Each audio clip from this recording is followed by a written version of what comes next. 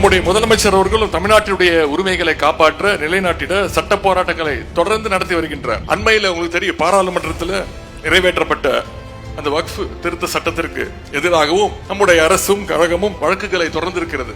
இன்றைக்கு இந்த வழக்குல ஒரு நல்ல செய்தி கிடைத்திருக்கிறது. உச்ச நீதிமன்றம் இன்றைக்கு இடைக்கால தடையை விதித்து உத்தரவிட்டுள்ளது. நிச்சயமாக இந்த போராட்டத்தையும் நம்முடைய முதலமைச்சர் அவர்கள் தொடர்வார்கள். மாநில சுயாட்சியை நிலைநாட்ட ஓய்வு பெற்ற நீதியரசர் திரு குரியன் ஜோசப் தலைமையிலான ஒரு குழுவை அமைத்து வரலாற்று சிறப்புமிக்க ஒரு அறிவிப்பை முதலமைச்சர் அவர்கள் 2 நாட்கள் முன்பு சட்டப்பேரவையில் அறிவித்தார். சட்ட மசோதாக்களுக்கு ஒப்புதல் தராமல் இழுத்தடிக்கின்ற வேலைகளும் தொடர்ந்து நடைபெறுகின்றன.